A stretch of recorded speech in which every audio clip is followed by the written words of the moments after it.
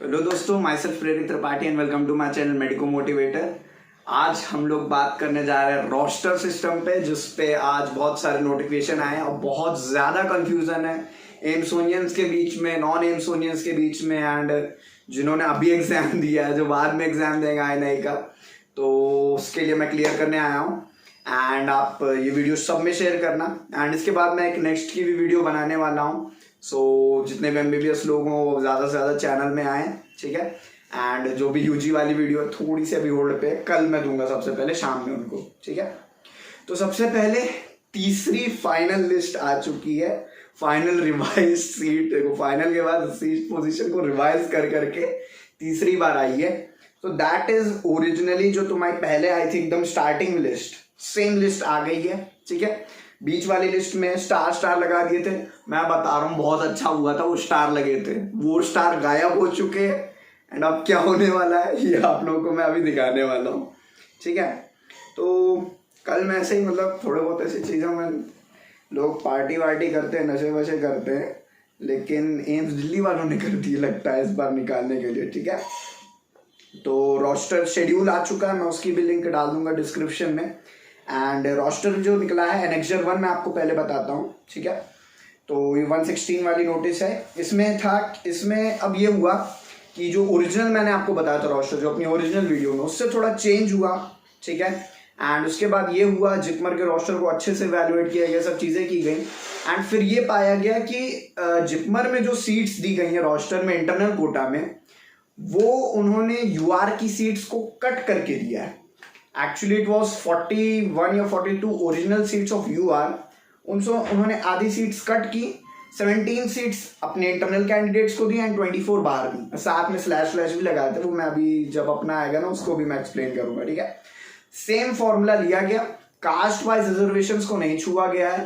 तो देखो, इस रोस्टर से SC और ST कैंडिडेट्स का ऑलमोस्ट नेग्लिजिबल इफेक्ट है, ठीक है। जैसा चल रहा था आपको सेम है, ठीक है, वैसे ही चलेगा ऑलमोस्ट। EWS एंड OBC के लिए थोड़ा थोड़ा इफेक्ट है, मतलब दे आर एट, मतलब दोनों को चीज़ों का फायदा हो सकता है। अपनी कैटेगरी से बाहर लेने में आसानी होगी एंड या फिर IP से अंदर लेने में भी आसानी हो सकती है, ठीक है। लेकिन उनको अलग से IP कोई मतलब उनको नहीं मिला है।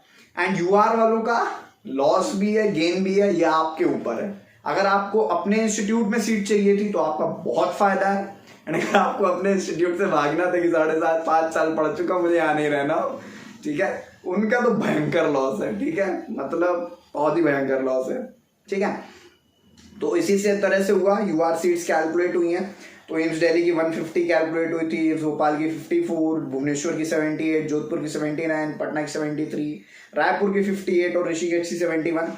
इनमें UR सीट्स थी, जो भी अपना पहले तो MDS हटाएंगे, फिर सुपर स्पेशलिटी हटाएंगे। भाई बहुत अच्छी चीज़ ये ज़रूर हुई है कि पिछले 2-3 साल से जो प्रेफरेंस था उसका, जैसे ही एम्स PG से जैसे ही वो INI CT बना, तो उसके कारण क्या हो रहा था, ये वाली सीट्स, क्या न्यूरो सर्जरी की सीट, ये एक प्रेफरेंस सिस्टम से कई बार एम्स दिल्ली के बंदे ले जाते थे, तो वो हटा है। एंड ये क्लियर पॉइंट लिखा हुआ है कि सुपर स्पेशलिटी की सीट्स कहीं नहीं बटने वाली, ठीक है।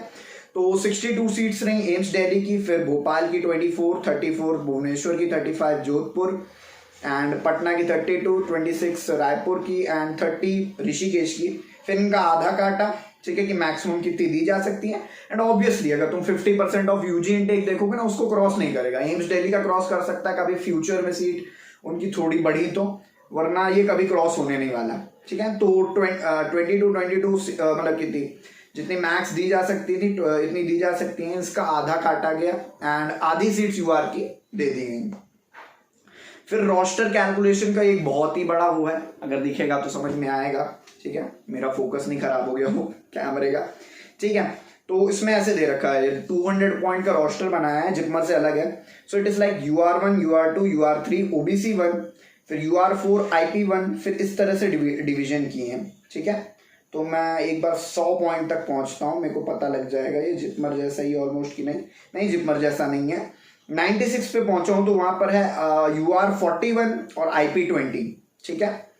एंड जो अगला वाला है उसमें मतलब इधर वाला कौन सा कैटेगरी, नहीं, ऋषिकेश और दिल्ली का अलग निकला हुआ है एंड भुवनेश्वर, भोपाल, जोधपुर, पटना और इनका अलग निकला हुआ है, वो देखा गया परसेंटेज के हिसाब से अलग अलग निकाले हैं एंड हर बार ये अपडेट होंगे, ठीक है।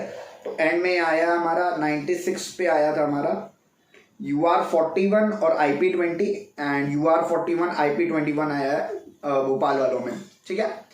अब एलोकेशन कैसे होगा, मतलब जितमर को इतना सा भी फॉलो नहीं करना, मतलब जिद है एकदम इनकी, ठीक है।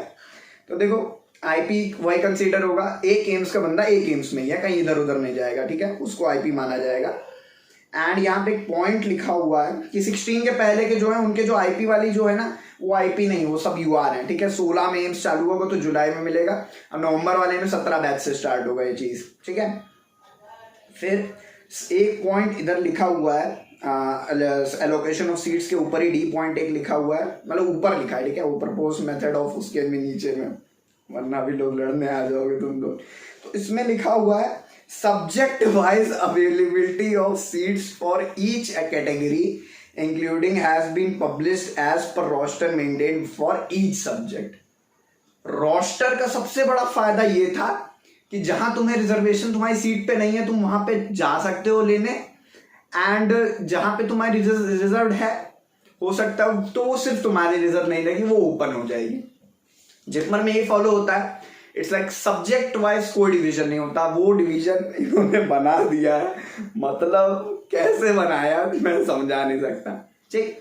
तो एक तरीके से मैं बताता हूँ, देखो IP के अलावा चीजें हैं कि अगर जब सीट तुम्हारी रिजर्व क्या कहते हैं, अगर किसी बंदे UR बंदा ऊपर आया और उसको रिजर्व की चाहिए सीट, ठीक है, और मान लो UR में वो, जैसे मान लो UR में सीट अवेलेबल नहीं है और मान लो SC में सीट अवेलेबल है वो, तो बंदा वो सीट सर्जरी की अब नहीं ले सकता, पहले ले सकता था अब नहीं ले सकता, ठीक है। सिमिलरली मान लो जैसे मैं अभी एग्जांपल देता हूँ, 4 है, हाँ 4 मेडिसिन की शायद सारी UR में, कितनी है मुझे एग्जैक्टली नहीं याद है, मैं एक बार रुको अपनी लिस्ट बाहर निकालता हूँ, ठीक है। फाइनल सीट पोजीशन, ठीक है, अपने कॉलेज का लेता हूँ ना यार, मुझे अपने कॉलेज का बताऊंगा तो मेरे सीनियर थोड़ा मेरा साथ देंगे, ठीक है।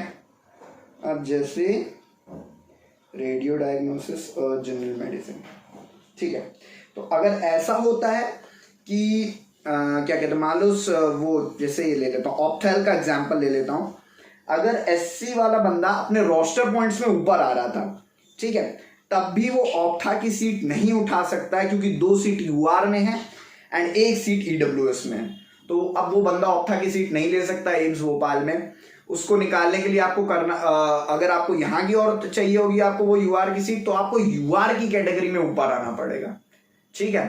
तो ये एक बहुत ही मिक्स चीज बनाई इन्होंने, मतलब मिर्च मसाला, मतलब जो होता है ना चाइनीज कॉम्बी मिलता है, सेम वो बना के दे दिया इन्होंने। तो बेसिकली यही है कि हाँ, बेसिकली यही चीज हुई है हमारे साथ कि सब्जेक्ट वाइज भी बना हुआ है और रोस्टर भी बना हुआ है। तो IP वाले बंदों को कहाँ सीट मिलेगी, UR की आधी सीटें काट लो, जहां पे भी जो UR की सीट थी आधी काट लो, आधी अपनी मान लो, लगभग सिंपल सा फंडा, ठीक है। बाकी कैटेगरी मत देखो। एंड हाँ, IP से हो सकता है EWS वाला या फिर कोई OBC वाला बंदा भी अपने इंस्टीट्यूट में आ सकता है, सो ऐसे चलेगा, ठीक है। मतलब ये देखा जाएगा ना, अपने जो भी प्रेफरेंस भरी है उसमें वो उसको दूसरे इंस्टीट्यूट की सीट चाहिए थी, उसमें वो मिल रही है कि अपने इंस्टीट्यूट में उससे बेटर सीट मिल रही है, तो ये सब चीजें कंसीडर होंगी। एंड इसी के सॉफ्टवेयर बनाने के लिए 11 रोस्टर बनाने के लिए और ये सब्जेक्ट वाइज बनाने के लिए इन लोगों ने इतना टाइम लगाया काउंसलिंग में, एंड अब जो मजा आने वाला है ना क्या बताऊं मैं, ठीक है।